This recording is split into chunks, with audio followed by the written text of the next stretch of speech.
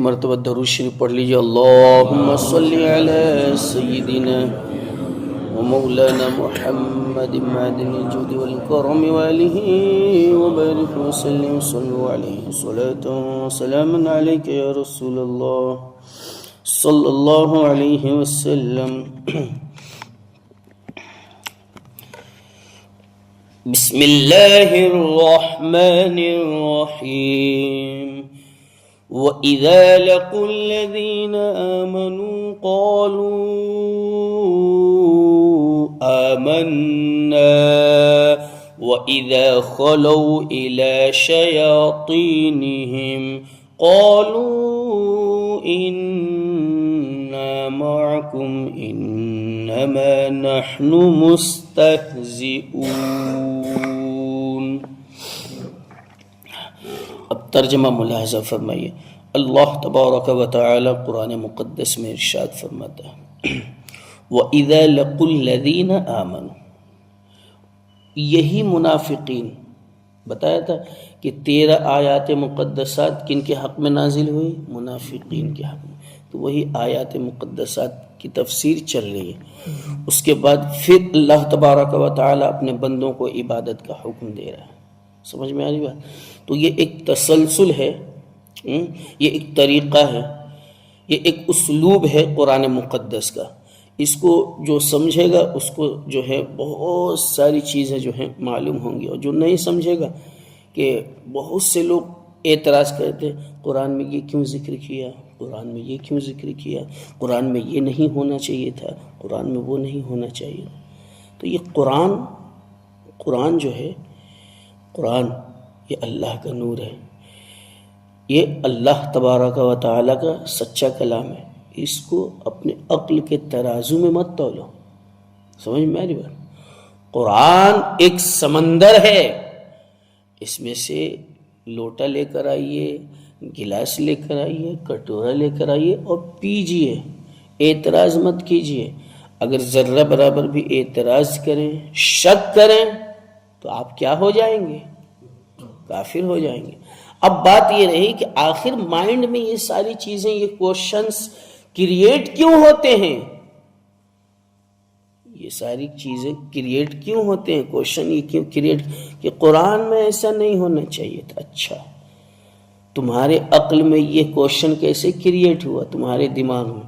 اس لیے کہ آپ نے قرآن کو سمجھا نہیں، آپ نے قرآن کے نور سے جو ہے سینے کو منور نہیں کیا ہے.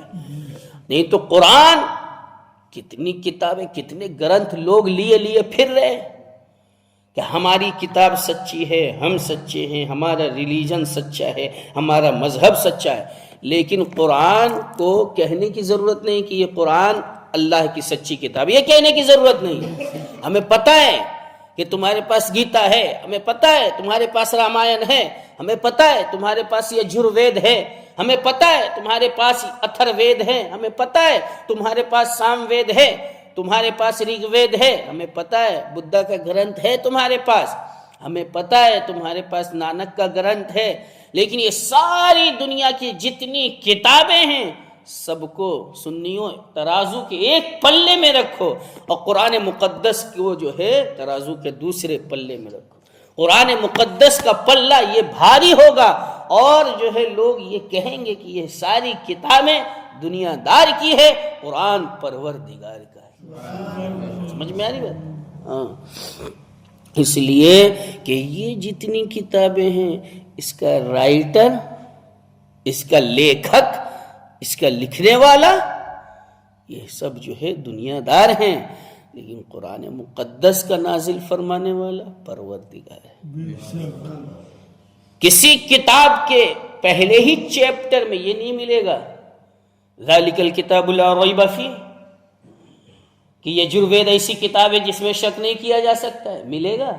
نہیں ملے گا. کیوں؟ پتہ ہے کیونکہ اس کے اندر جو ڈاؤٹ والے لوگ ہیں انہوں نے ہی لکھا ہے، جو شک والے لوگ ہیں انہوں نے ہی لکھا ہے، جو بم بولے کرنے والے لوگ ہیں انہوں نے ہی لکھا ہے، جو کفر پھیلانے والے لوگ ہیں انہوں نے ہی لکھا ہے، جو بدھا کا گرنتھ جو لکھ رہے ہیں انہیں پتہ ہے کہ ہم یہ نہیں کہہ سکتے کہ یہ ایسی کتاب ہے جس میں شک نہیں کیا جا سکتا. کیونکہ وہ خود انہیں پتہ نہیں کہ بھائی یہ کب سے چلی آ رہی ہے، کون لکھا ہے، اس میں کیا باتیں ہیں، اس میں کون سی باتیں صحیح ہیں کون سی غلط، انہیں خود پتہ نہیں۔